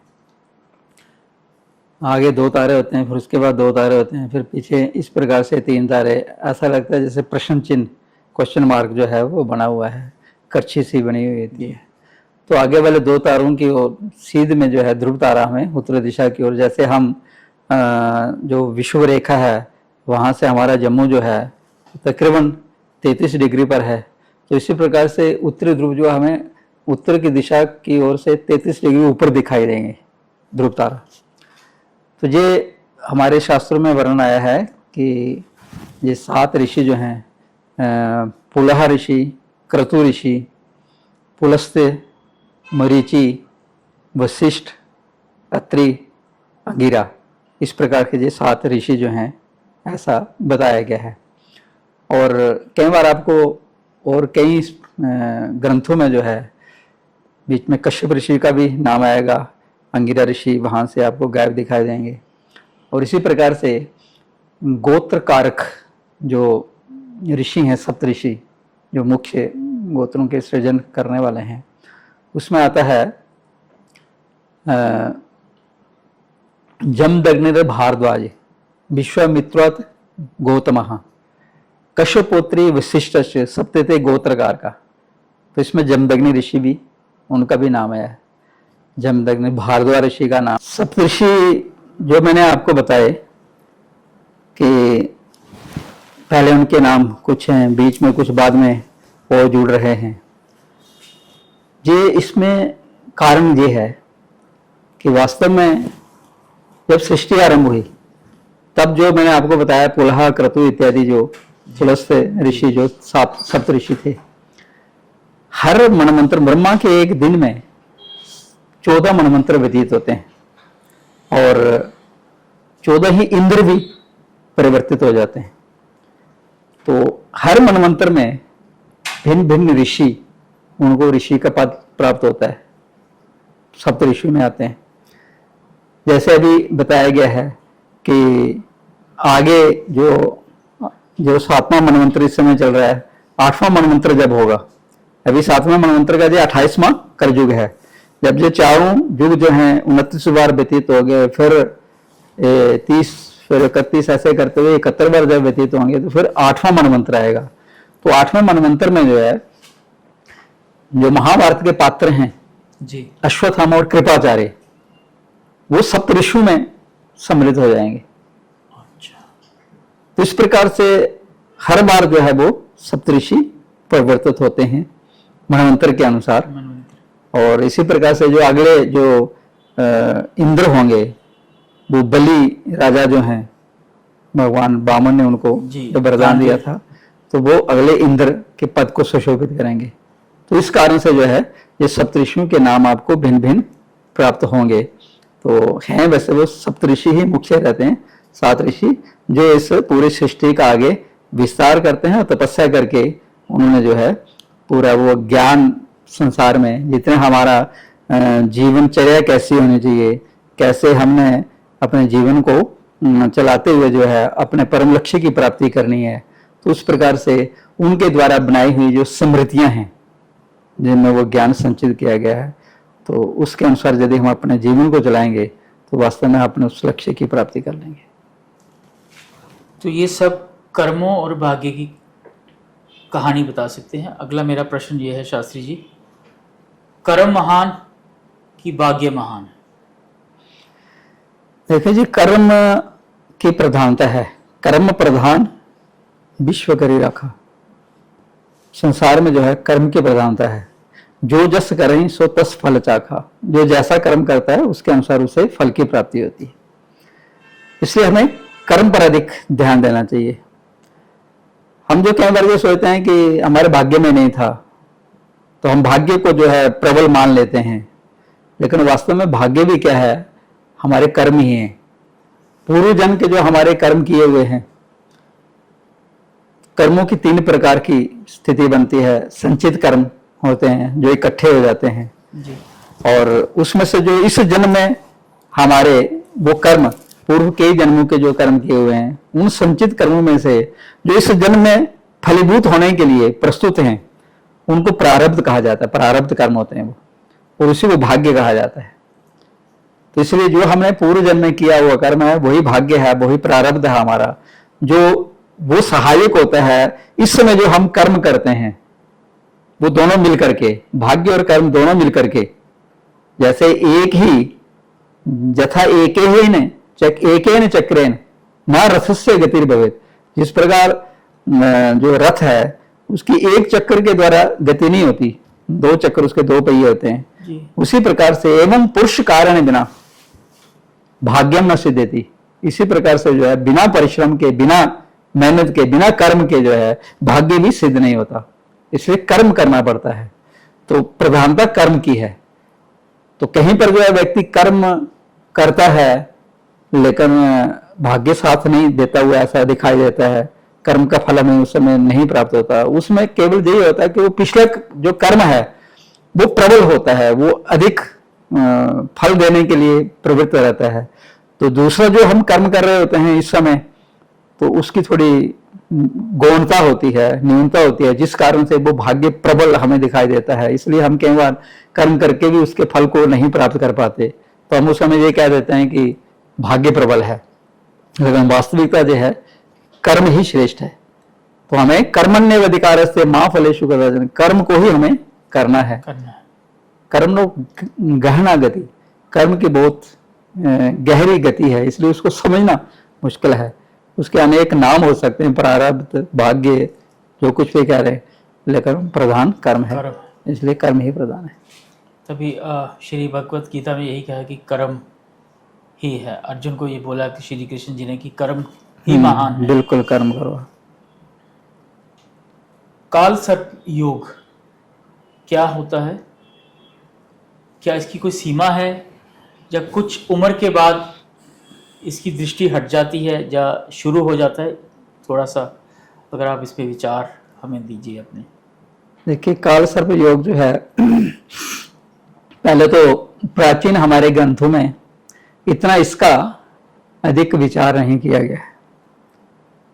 आधुनिक इस समय अधिक इस पर लोग ध्यान देते हैं। काल सर्प योग इस प्रकार से माना जाता है कुंडली में कि जिसके राहु केतु के एक ही ओर सभी ग्रह आ जाएं तो वो उसकी कुंडली में काल सर्प योग होता है। लोग अधिक उसको डराते हैं काल सर्प योग को देख करके। वास्तविकता वो नहीं है। कई लोगों की कुंडलियों में काल सर्प योग है, लेकिन वो उच्च से उच्च पद को उन्होंने प्राप्त किया है, वो श्रेष्ठ अपने जीवन में रहे हैं, इसलिए उससे भय नहीं करना चाहिए। हाँ, उसमें कुछ कार्यों में बाधाएं जरूर आती हैं, इसलिए उसका निवारण व्यक्ति कर ले। उसके लिए जो है रुद्राभिषेक इत्यादि होता है, या सर्प बना करके भगवान शिव पर चढ़ाना और रुद्राभिषेक करना। जिस किसी तीर्थ पर भी जाकर के हम किसी ज्योतिर्लिंग पर जाकर के कर सकते हैं, या अपने घर में भी कर सकते हैं, मंदिर में कर सकते हैं, तो वो काल सर्प योग का आदि निवारण कर सकता है। बाकी उससे भय वाली कोई बात नहीं है। नहीं है। हाँ, डरना नहीं चाहिए। गुरु कौन होते हैं और किन्हें अपना गुरु बनाना चाहिए? क्या मन माने तो बनाना चाहिए, या किस तरह से बनाना चाहिए? शास्त्रों में कहा गया है, गु शब्दस्तु अंधकारः रु शब्दः तन निरोधकः। ये जो गुरु शब्द है, इसमें गु का अर्थ है अंधकार और रू का अर्थ है उसका निवारण होना। अर्थात जो ऐसा व्यक्ति जो जीवन में आने वाले अंधकार को, अज्ञान रूपी अंधकार को दूर करने की क्षमता जिसमें हो, जो अंधकार को मिटा दे, अज्ञान को मिटा दे, ज्ञान की हमें प्राप्ति करवाए, उसी को गुरु कहा जाता है। इसलिए जीवन में गुरु की बहुत आवश्यकता है। छोटे बच्चे को भी जब वो पढ़ना शुरू करता है, उसको शिक्षक की आवश्यकता रहती है। इसी प्रकार से यदि हमें उस परम लक्ष्य की प्राप्ति करनी है तो उसके लिए भी गुरु की आवश्यकता है। लेकिन गुरु कैसा हो, तो उसके लिए जो है श्रोत्रियम ब्रह्मनिष्ठम, जो श्रोत्रिय हो, जिसको वेदों का, शास्त्रों का अच्छे प्रकार से ज्ञान हो। क्योंकि जो शिष्य शंका करेगा, उसकी शंका का समाधान कहीं नहीं, वो ज्ञान के द्वारा ही होगा। अच्छा, अर्थात वो पढ़ा लिखा हो, ज्ञान से युक्त हो, तभी वो उसकी शंका का निवारण कर पाएगा। और फिर उसके साथ जो वो स्वयं भी ब्रह्मनिष्ठ होना चाहिए, ईश्वर के प्रति उसकी आस्था मोह रहनी चाहिए। और इस प्रकार से जो जिसका कर्म अगर ठीक है, अच्छा है, केवल हम अधिकतर लोग क्या करते हैं, कोई एक आकर के अपना कोई कथा कह दी, उसके वचनों से आकृष्ट होकर के लोग उसको गुरु बना लेते हैं। लेकिन कहना और करना दोनों जिनकी एक हो, अर्थात जो वो कहते हैं उसके अनुसार स्वयं भी उनका जीवन अगर चल रहा है, वैसा ही उनका आचरण है। ऐसा नहीं कि वो दूसरों को कह रहे हैं कि ठीक है आप ईश्वर का भजन करो, आपका जीवन ऐसा होना चाहिए, ये चीजें खाने पीने में वर्जित करो, ये चीजें खाओ, और स्वयं वो उस प्रकार का उनका आचरण ना हो, जो कुछ भी उन्हें मिल रहा है वो खा रहे हैं, कोई नियम नहीं है, कोई तपस्या नहीं है। तो इस प्रकार से व्यक्ति को जो है, यदि कोई व्यक्ति गुरु बना लेगा तो उससे उसको लाभ होने वाला नहीं है। इसलिए अच्छे आचरण वाले तपस्वी व्यक्ति जो स्वयं पढ़े लिखे भी हों, शंका का निवारण करने वाले हों, और जो हमें ईश्वर तक पहुंचाने वाले हों, तो ऐसे को ही गुरु बनाना चाहिए। इसलिए जैसे कहा गया है कि पानी पीजिए छान कर और गुरु बनाइए जानकर। ठीक है, ऐसा नहीं है। कई लोग कहते हैं ना कि गुरु की हम क्या परीक्षा कर सकते हैं, गुरु तो महान है, अरे लेकिन आज का छद्म वेश में बहुत अधिक हमें दिखाई देंगे। हर कोई गुरु बनने के लिए तैयार है, शिष्य बनने के लिए कोई तैयार नहीं है। बिल्कुल। तो इसलिए हमें ध्यान देना है। गोस्वामी तुलसीदास जी कहते हैं कि आजकल के जो गुरु हैं वो क्या करते हैं, वो शिष्यों के धन की ओर उनकी दृष्टि होती है, शिष्यों का जो अज्ञान है उसको दूर करने की उनकी दृष्टि नहीं होती है।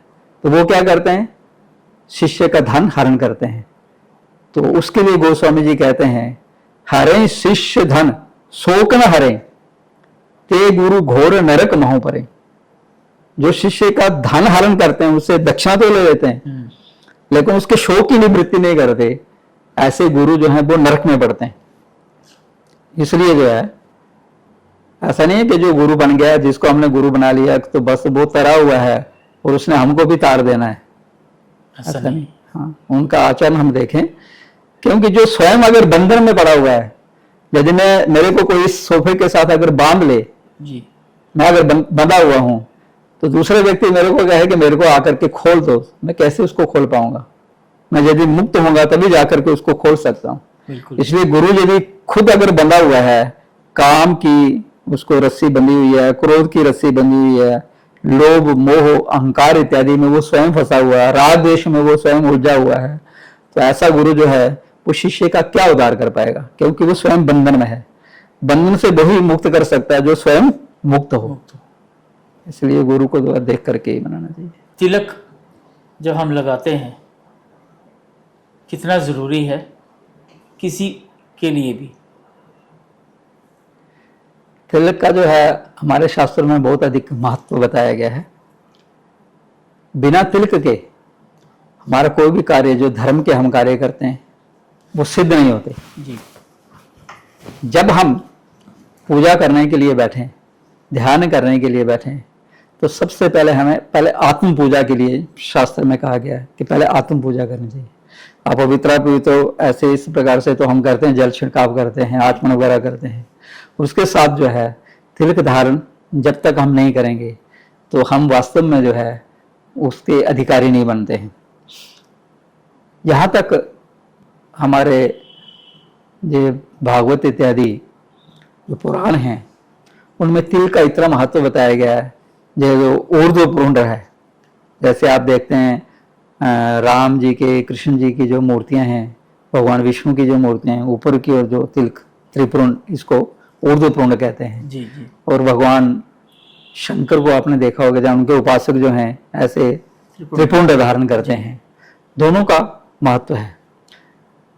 ऐसा कहा गया है कि जिसके, ये पद्म पुराण इत्यादि इनमें कहा गया है, और जो स्कंद पुराण में भी कहा गया है कि जिसके, अगर देवी भागवत में भी कहा गया है, अगर मस्तक पर ये त्रिपुंड या ऊर्ध्वपुंड अगर है, उसकी अगर मृत्यु हो जाती है तो यम भी उसका स्पर्श नहीं कर पाते, यमदूत नहीं उसके पास नहीं आ जाते। और इसी प्रकार से जो है, जैसे तुलसी की माला या रुद्राक्ष की माला जिसके अगर शरीर पर है तो उसका भी यमदूत स्पर्श नहीं करते, अर्थात वो सीधे उन्हीं के धाम में जाते हैं जो उनके इष्ट देवता होते हैं, चाहे वो शिव धाम हो या, हाँ, या विष्णु धाम हो, वैकुंठ धाम हो, तो वहीं पर उसकी स्थिति होती है। इसलिए तिलक धारण अवश्य करना चाहिए। और इसका जो है भिन्न भिन्न तिलक के, जैसे जो है गोपी चंदन से भी तिलक किया जा सकता है, हम कुमकुम इत्यादि के द्वारा तिल करते हैं, भस्म के द्वारा तिल करते हैं, हवन करते हैं, हवन के बाद जो भस्म निकलती है वो कृष्ण वर्ण की, उसके द्वारा हम करते हैं। मिट्टी से हम तिल कर सकते हैं। तो तिल किसी का भी करें, यदि किसी से में कुछ भी पास में नहीं है तो हम जल से ही थोड़ा मिट्टी जो है वो अपने मस्तक पर लगा लें, उसके बाद जो है हम करें, क्योंकि यहाँ आज्ञा चक्र है। तो इस आज्ञा चक्र में यहाँ पर जो है व्यक्ति ध्यान करता है तो उस समय ये खुलता है आज्ञा चक्र। तो इसलिए ये तिलक धारण करना बहुत जरूरी है। मत्स्य पुराण में इतना कहा गया है कि जो व्यक्ति अगर प्रतिदिन केवल तिलक धारण करता है तो उसको, और यदि कोई उसके द्वारा कोई साधन ना भी हो तो भी उसे ईश्वर की प्राप्ति हो जाती है। केवल प्रतिदिन सिर्फ तिलक धारण है। तिलक जो है, मस्तक जो है, मतलब तिलक से शून्य नहीं होना चाहिए। ऐसा नहीं है कि शाम के समय हमने स्नान किया अब उसके बाद तो सोना ही है ना, उसके बाद भी पहले आप जाकर के जब भगवान की आरती वगैरह करेंगे तो पहले तिलक आप धारण करो, तिलक हमेशा रहना चाहिए। तभी शायद कहा गया है कि चंदन से महत्वपूर्णम पवित्रम पापनाशम आपदा हरते नित्यम लक्ष्मी ते सर्वदा। बिल्कुल। अब हवन क्यों ज़रूरी है? क्या हर एक मनुष्य प्रतिदिन हवन कर सकता है? देखिए, वेदों में कहा गया है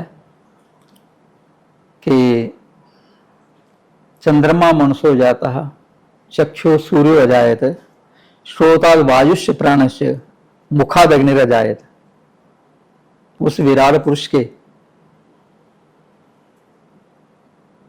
आंखों से जो है सूर्य की उत्पत्ति हुई, मन से चंद्रमा की उत्पत्ति हुई, मनसा चंद्रमा हो जाता चंद्रमा मनसो जाता चक्षु सूर्य जाता, सूर्य जो है वो चक्षु नेत्रों से उसकी उत्पत्ति है। श्रोता वायुष्य प्राणस्य, और उनके कानों से जो है वायु और प्राण की उत्पत्ति हुई है, ऑक्सीजन।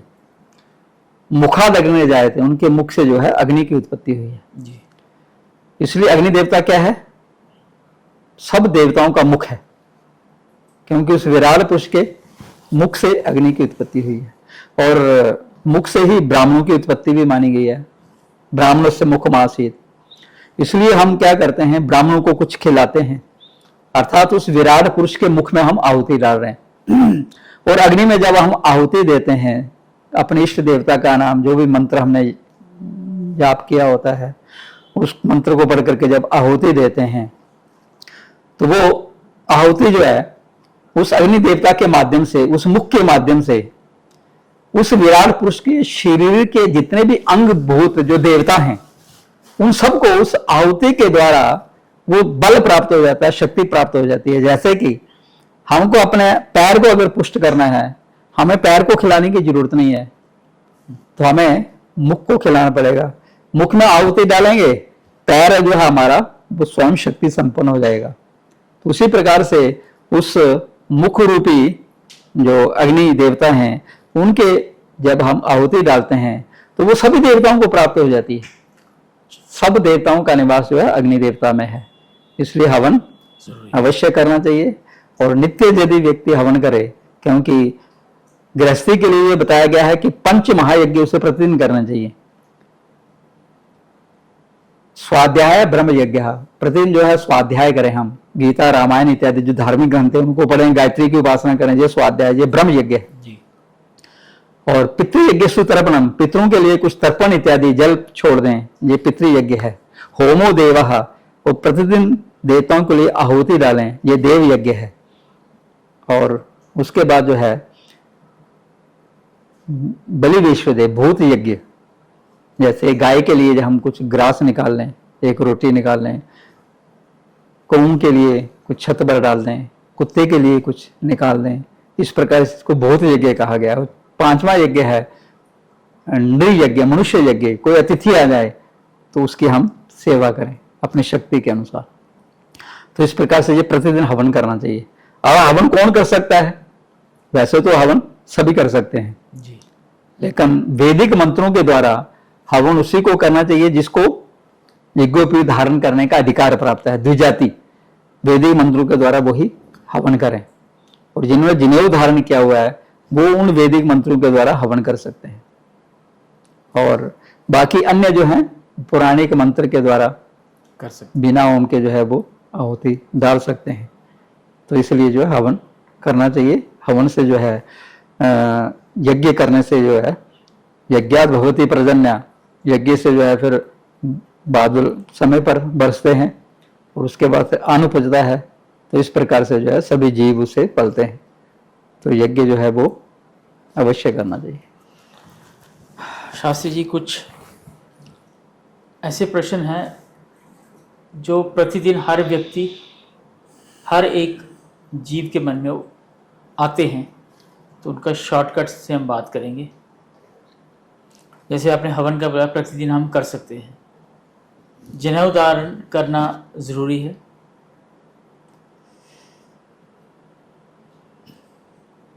जनेऊ धारण, हाँ, जनेऊ धारण जो है वो जो द्विजाति हैं, 4 वर्ण बताए गए हैं, ब्राह्मण, क्षत्रिय, वैश्य, शूद्र। ये सभी भगवान के अंगों से उत्पन्न हुए हैं जी। ब्राह्मण मुखों से, क्षत्रिय भुजाओं से, पूर्वों से वैश्य और पैरों से शूद्र, अर्थात सभी भाई भाई हैं। लेकिन जो द्विजाति हैं, वैश्य, क्षत्रिय और ब्राह्मण, इनको जनेऊ धारण करने का अधिकार दिया गया है। तो इनको मतलब कि हमेशा जनेऊ धारण किए रहना चाहिए। अच्छा। उसमें ब्राह्मण, उसकी जनेऊ धारण करने की आयु बताई गई है 8वां वर्ष, क्षत्रिय का 11वां वर्ष और वैश्य का 12वां वर्ष। यदि ये समय निकल जाए तो इससे दुगना जो समय है, अर्थात 16 वर्ष तक ब्राह्मण को अवश्य जनेऊ पहन लेना चाहिए, क्षत्रिय को 22 वर्ष तक अवश्य पहन लेना चाहिए और वैश्य को 24 वर्ष तक अवश्य पहन लेना चाहिए। तो यज्ञोपवीत जो है, इसकी तो क्या महिमा कही जाए। यज्ञोपवीतम परमम पवित्रम, ये तो परम पवित्र है। प्रजापति यह सहजाम पुरुषाज, प्रजापति ब्रह्मा जी के साथ ही इसकी उत्पत्ति हुई है। इसलिए जो इसको अगर धारण करता है और उसके नियम के अनुसार प्रतिदिन संध्या बंदन, गायत्री उपासना करता है, क्योंकि ये जनेऊ धारण करने के बाद ही द्विज संज्ञा बनती है, अर्थात दूसरा जन्म होता है। तो वो द्विज जो है वो गायत्री की उपासना करता है, तो उसको जो है तेज उसका बढ़ता है, यज्ञोपवीत धारण करने वाले का तेज बढ़ता है, उसकी आयु बढ़ती है गायत्री की उपासना करने से, और बुद्धि की वृद्धि होती है। इसलिए जनेऊ अवश्य धारण करना। एक ब्राह्मण है, उन्होंने जनेऊ भी धारण किया है, बट वो नास्तिक चीज़ों का भी इस्तेमाल कर रहा है, मांस मदिरा। वो ब्राह्मण रहा कि नहीं रहा? वो तो है तो ब्राह्मण, लेकिन पतित हो गया। ब्राह्मणत्व से जो है उसका पतन हो गया, क्योंकि उसने जनेऊ धारण किया हुआ है। जन्म से तो ब्राह्मण है, लेकिन कर्म से अब वो ब्राह्मण नहीं रहा। हाँ, इसलिए कर्म भी जो है ब्राह्मण वाले होने चाहिए। तो एक शूद्र है, हाँ, उसके कर्म बहुत अच्छे हैं, नित्य साफ सुथरा, मन में द्वेष भावना बैर कुछ भी नहीं, मांस मदिरा कोई सेवन नहीं, प्रतिदिन प्रभु की वो पूजा करते हैं। क्या उसके कर्म ब्राह्मणों जैसे हैं? बिल्कुल। कर्म उसने अगर किए हैं, वो अगर कर्म करा, जैसे समझ लीजिए कि अब पढ़ना पढ़ाना जो है, जे अध्ययन करना, अध्यापन करना, ये ब्राह्मणों का कर्म है। ब्राह्मण के 6 कर्म बताए गए हैं कि यज्ञ करना, यज्ञ कराना, दान लेना, दान देना, और अध्ययन करना और अध्यापन करना, ये ब्राह्मणों के कर्म बताए गए। अब कोई किसी भी वर्ण में है, किसी भी जाति में उसका जन्म हुआ है, यदि वो ये इनमें से कोई कर्म कर रहा है, जैसे पढ़ा रहा है या स्वयं पढ़ा लिखा है, ठीक है, और उसके बाद जो है वो कोई पूजा पाठ भी कर रहा है, अपना मतलब नित्य कर्म कर रहा है, तो वो कर्म से ब्राह्मण हो, उसका ब्राह्मण है कर्म से। लेकिन जन्म से हम उसको मतलब जो है वो जिस वर्ण में भी है, उस वर्ण के अनुसार वो उसी वर्ण में रहेगा।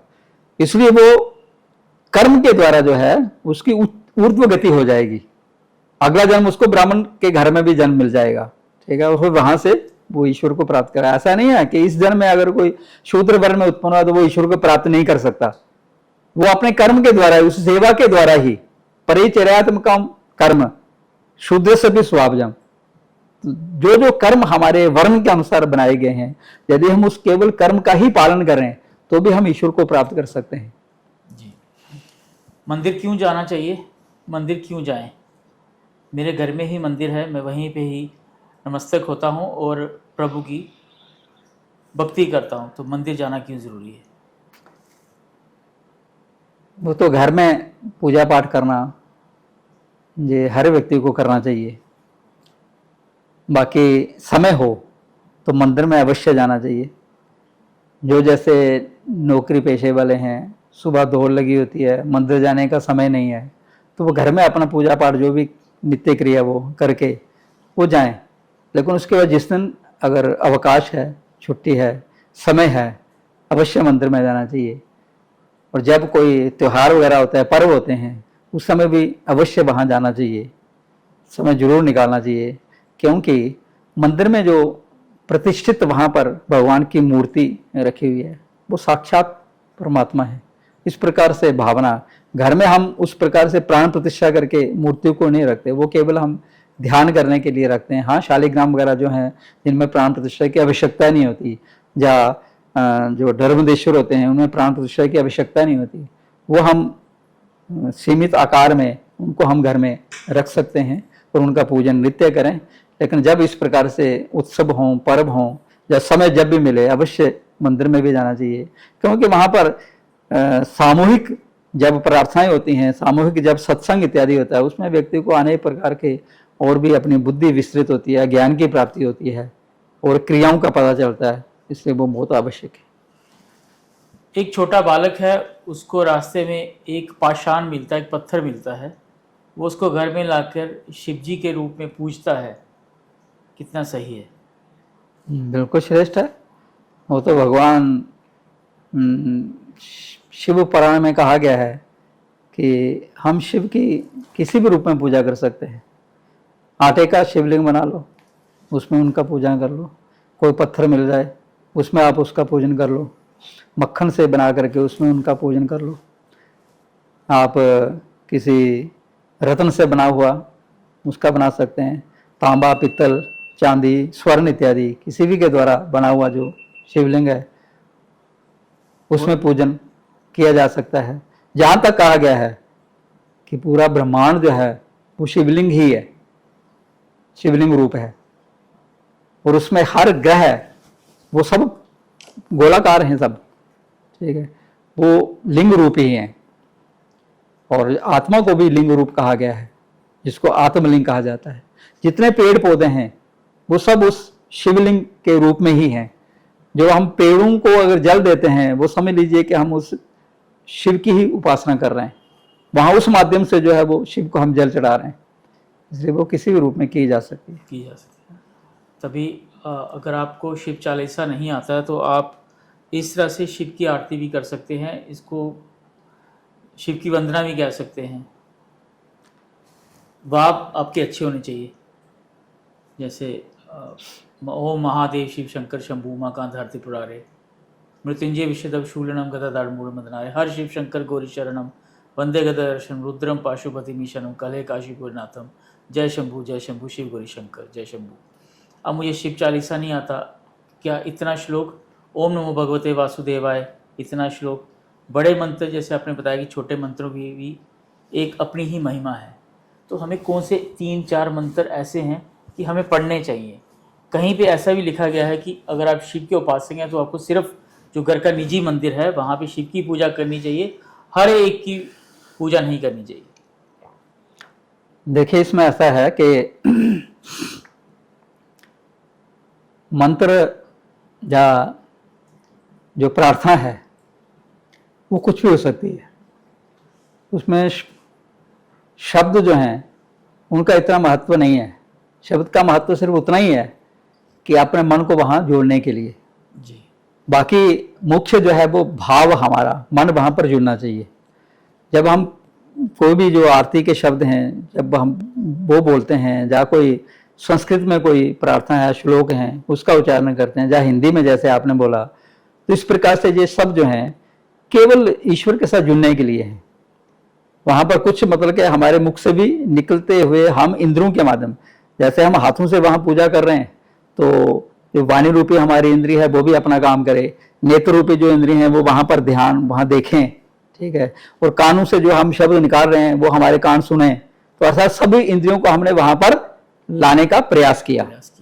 तो इसलिए वो कोई भी शब्द हो सकते हैं, उसके लिए कोई जरूरी नहीं है कि कोई ये नहीं हुए तो हमारी पूजा व्यर्थ हो जाएगी, या वो वाला मंत्र हमने नहीं बोला तो हमारी पूजा व्यर्थ हो जाएगी, ऐसा कुछ नहीं है किसी भी मंत्र के द्वारा, ठीक है। हाँ, इतना जरूर है कि जैसे कुछ मंत्रों के लिए कहा जाता है, ठीक है, जैसे ब्राह्मण जो हैं या जिनको जनेऊ धारण किया हुआ है वो ओम नमः शिवाय, ये शिव की उपासना करते हुए इस मंत्र का उच्चारण करें। तो जो स्त्रियां ब्राह्मण पत्नियां हैं वो भी इसका उच्चारण इस प्रकार से कर सकती हैं, नमः शिवाय। तो जिन्होंने जनेऊ अगर धारण नहीं किया हुआ है वो ओम को हटा करके केवल नमः शिवाय का वो उसके द्वारा जो है वो जाप करें, पूजन करें। और बाकी जो हैं वो शिवाय नमः, ऐसा शिव पुराण में बताया गया है। अच्छा। शिवाय नमः इसके द्वारा जो है वो सब उपासना करें। तो इस प्रकार से जो भेद बताए गए हैं उसको समझ करके व्यक्ति उसमें करे। तो ऐसा नहीं है कि जो हम किसी दूसरे को देते हैं कि वो तो ओम नमः शिवाय बोल रहा है, ओम नमः शिवाय, मैं शिवाय नमः क्यों बोलूं, हाँ, इससे हो सकता है कि मेरे को कम फल मिले, ऐसा नहीं है। जो ओम नमः शिवाय बोल करके जो फल प्राप्त कर रहा है, जो पुण्य प्राप्त कर रहा है, वो शिवाय नमः जो बोल करके भी हम उसी को प्राप्त करेंगे कर सकते हैं। इस प्रकार। क्योंकि वो जो हमें ओम नमः शिवाय के लिए कह रहे हैं, ठीक है, वही कह रहे हैं कि शिवाय नमः आप इस मंत्र का उच्चारण करके करो, तो दोनों का पुण्य बराबर है। तो इसलिए कोई शंका नहीं करनी चाहिए, क्योंकि श्रद्धा सत्यम आप्यते, श्रद्धा हमारी बनी रहनी चाहिए। उस श्रद्धा से ही हम सत्य की प्राप्ति कर सकते हैं। किसी को संस्कृत नहीं आती, वो विद्वान नहीं है या पढ़ा लिखा नहीं है, अब वो मंत्र उच्चारण नहीं कर पाता, क्या वो ऐसे भी भाव रख सकता है कि प्रभु मैंने अपनी सेवा की है, मैंने पूरी पूजा की है, मंत्रहीनम क्रियाहीनम भक्तिहीनम जनार्दनम यत्ते पूजित महादेव परिपूर्णतस्तु में वो ऐसे बोलता है, प्रभु मैंने जो भक्ति की है उसकी मुझे प्रार्थना चाहता हूँ, ऐसा होने का लाभ बराबर? बिल्कुल बिल्कुल बराबर है, क्योंकि भगवान तो सब भाषाओं के ज्ञाता हैं, सब भाषाएं उन्हीं से निकली हैं। तो इसलिए वो हर भाषा को जो अगर बोलता है उसको भी समझते हैं, जो नहीं बोलता है उसको भी समझते हैं, क्योंकि वो अंतर्यामी है। हाँ। जैसे पिता अपने 1 वर्ष के बालक की हर एक बात समझ सकते हैं या माता समझ सकती हैं। बिल्कुल। शास्त्री जाने से पहले हमारे दर्शकों के लिए कुछ आप उनको ज्ञान दीजिए। देखिए, जो कुछ यहाँ पर आपने प्रश्न किए जी, वो सब कुछ वास्तव में दर्शकों के लिए ही था। इसलिए यदि हम उन सब पर ध्यान दे करके अगर सुन रहे हैं और उनको अपने जीवन में यदि हम मनन करके आचरण में ले आएं, तो फिर हमारा कल्याण ही है। और मैं यही कहना चाहूँगा कि अपना कर्म हम अच्छा रखें, जो शास्त्र विहित कर्म है हम उसको करें। और जैसे भगवान श्री कृष्ण अर्जुन को कहते हैं, माम अनुस्मर युध्य च, तुम मेरा स्मरण करते हुए युद्ध भी करते रहो। इसलिए ईश्वर के साथ हम हमेशा जुड़े रहें, ईश्वर का स्मरण करें और अपने कर्म को जो है स्वकर्मणा तम अभर्चय सिद्धिम विदिते मानवा, अपने कर्म के द्वारा ही उस ईश्वर की पूजा करके हम उस ईश्वर को प्राप्त कर सकते हैं, सफलता प्राप्त कर सकते हैं। इसलिए आलसी ना बने, कर्म करें और कर्म करते हुए जो है साथ में ईश्वर का स्मरण करते हुए अपने उस कर्म को ईश्वर को समर्पित कर दें। क्योंकि 3 ही योग हैं, ज्ञान योग है, कर्म योग है और भक्ति योग है। तो किसी भी माध्यम से हम ईश्वर को प्राप्त कर सकते हैं, सब अपने अपने जगह पर श्रेष्ठ। काफ़ी देर से दर्शक आपको सुन भी रहे हैं, जहाँ सनातन धर्म की बात हो नहीं सकती ख़त्म इतनी जल्दी, तो इस चीज़ों को हम फिर से कंटिन्यू करेंगे, क्योंकि इतनी बड़ी बातें शॉर्ट में नहीं हो सकती। तो सेकंड पार्ट भी इसका जल्दी हम आपके द्वारा लाएंगे। शास्त्री जी, आप हमारे यहाँ शो में आए द गेस्ट चेयर में, आपका बहुत बहुत धन्यवाद कि आप हमारे यहाँ आए और हमारे जो दर्शक हैं उनको भी काफ़ी चीज़ों का पता चला है। तो धन्यवाद।